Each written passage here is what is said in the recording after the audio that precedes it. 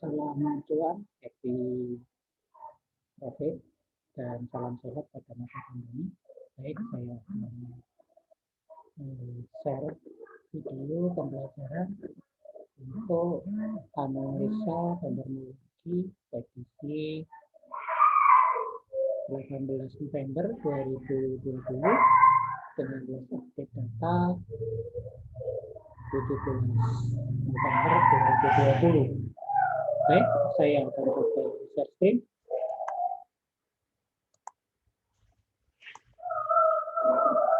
Baik, sudah terlihat ya.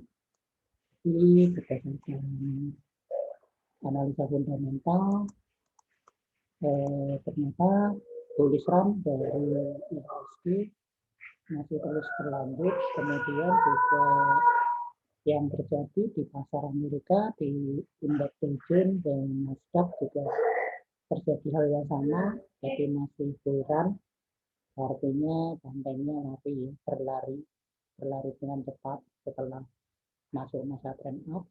Kemudian juga yang terjadi di pasar cryptocurrency juga sama, masih dalam zona bull run.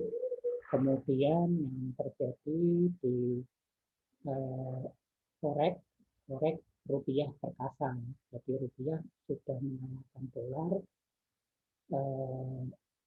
menguat terhadap dolar cukup signifikan, kemudian juga menguat terhadap mata uang Asia dan menguat terhadap mata uang Eropa.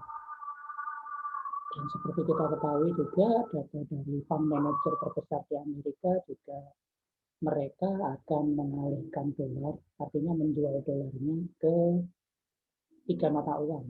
Tiga mata uang tersebut adalah Yuan Cina, Rupee India, dan rupiah Indonesia. Sehingga pada masa Biden ini diperkirakan ketiga mata uang di Asia tersebut cukup menguat, dan tentunya dibarengi dengan dana asing yang masuk meluncur deras ke pasar modal dalam negeri. Next, saya bahas dari analisa masing-masing emiten. Yang pertama adalah PT Timah, sektor komoditi. Ya, pada kemarin ada kenaikan, tetapi tidak terlalu tinggi. Cuman dari kenaikan candlestick yang kemarin itu menunjukkan bahwa terjadi ekor yang cukup panjang ya. Sebenarnya sudah menyentuh di area 1100-an, lalu kemudian terkoreksi hingga di penutupan di 1065. Jadi kemarin candlesticknya adalah candlestick bullish. Kalau kita lihat sentimennya, sentimen buyer menguasai pasar, kemudian volume perdagangan relatif normal, dan volume pembelian mendominasi pasar. Kemudian kalau kita lihat di sini di indikator bandar menunjukkan bahwa bandar melakukan akumulasi terhadap saham ini. Seperti kita ketahui bersama, sektor komoditi pada rame-rame terbang ya, seperti sektor batubara, sektor kelapa sawit, sektor nikel, dan sektor komoditi lainnya itu semuanya pada terbang. Jadi, memang itu pengaruh dari hasil Pilpres Amerika yang menetapkan Joe Biden menang ya secara head to head ya, walaupun masih ada gugatan yang dilakukan oleh Trump, tapi secara de facto sudah dipastikan Joe Biden menang. Dan seperti kita ketahui, kebijakan Joe Biden untuk menang akan sangat berbeda sekali dengan Donald Trump. Ya, jadi mereka lebih ramah terhadap pasar Asia. Kemudian sektor emiten berikutnya adalah Taiwan.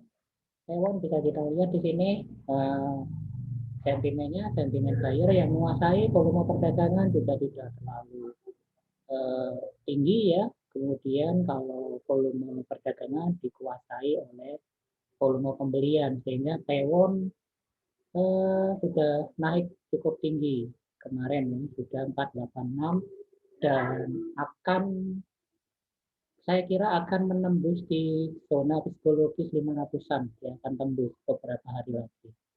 Kemudian kalau kita lihat di sini, ini akibat dari adanya akumulasi yang dilakukan oleh bandar.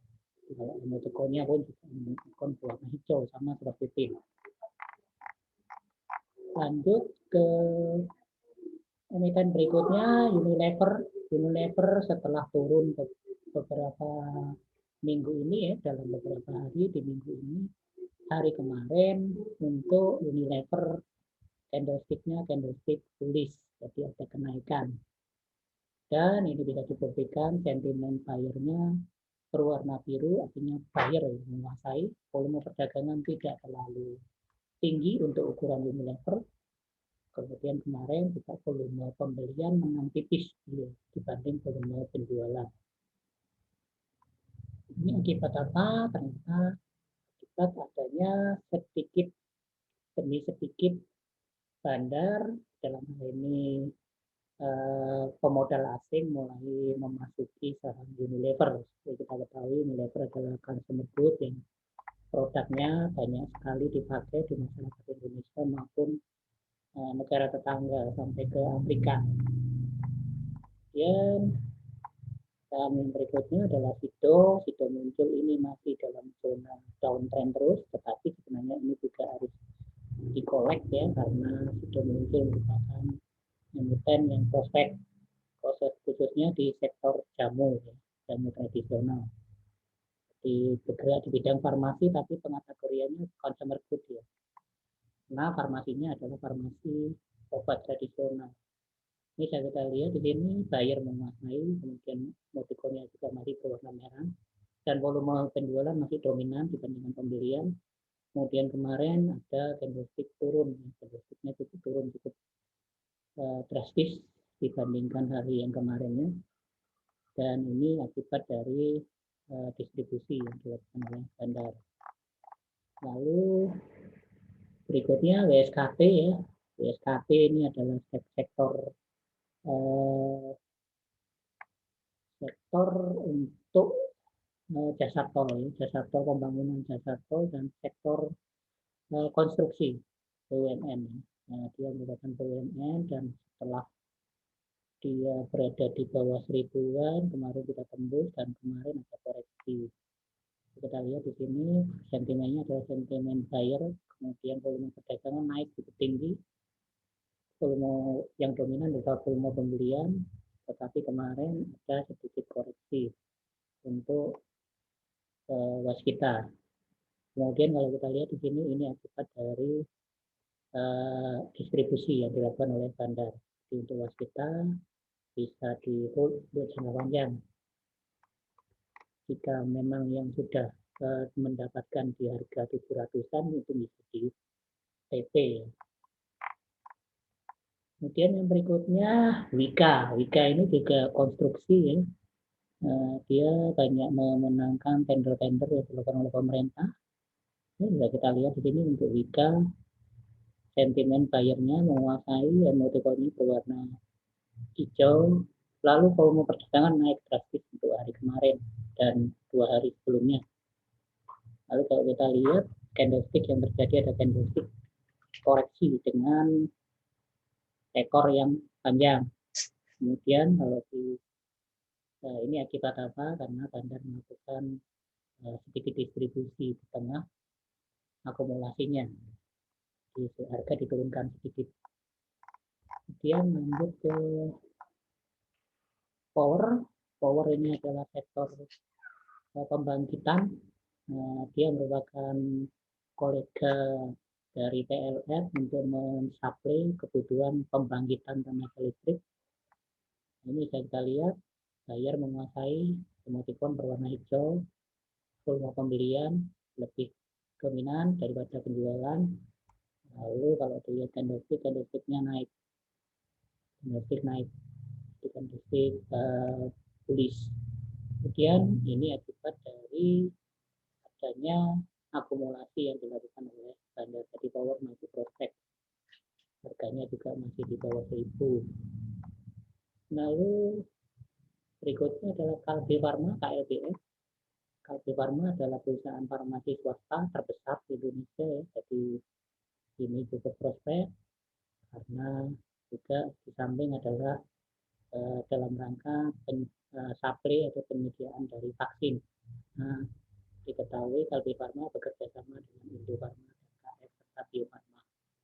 Kita lihat di sini sentimennya berwarna biru, ini buyer menguasai pasar, kemudian volume perdagangan tidak terlalu besar, masih dominan yang penjualan daripada pembelian ya. Kemudian candlesticknya sudah naik tipis di hari kemarin. Lalu ini karena adanya akumulasi yang dilakukan oleh bandar. Lanjut ke emiten berikutnya, NDF, Lantamer Food juga pesaing terberat dari Unilever ya, Indofood. Produknya juga sama ya, sudah kualitas ekspor ke Timur Tengah dan Afrika. Dan kita juga sering menggunakan produknya dalam kehidupan sehari-hari. Bisa terlihat buyer sudah menguasai, padahal beberapa minggu yang lalu masih downtrend terus. Ini sudah terlihat bahwa volume pembelian lebih dominan daripada volume penjualan. Lalu kita lihat di situ di candlestick kemarin adalah candlestick bullish dengan ekor yang panjang, artinya dia sudah menyentuh harga tinggi kemudian diturunkan lagi tapi masih dalam zona positif. Lalu kalau kita lihat ini akibat dari akumulasi yang dilakukan oleh bandar. Dalam hal ini investor asing. Baik, itu yang bisa saya sampaikan untuk hari ini. Semoga edukasi yang saya berikan bisa bermanfaat buat Bapak Ibu dan sobat investor sekalian. Kemudian jangan lupa klik like dan subscribe serta jangan lupa klik tanda lonceng untuk mendapatkan pemberitahuan yang lebih terdahulu apabila ada update dari channel ini. Sekali lagi, semua yang ada di video ini adalah disclaimer mode on. Oke, happy cuan, salam sehat di masa pandemi, tetap kesehatan, di mana kita ketahui bahwa angka untuk kasus COVID selalu meningkat ya dari hari ke hari. Kemarin juga ada keramaian, sempat ada tensi politik yang cukup naik, tetapi puji Tuhan itu tidak mempengaruhi IHSG. Karena IHSG sekarang tidak terpengaruh dengan berita-berita negatif seperti itu. Oke, saya kira sampai di sini. Salam sehat.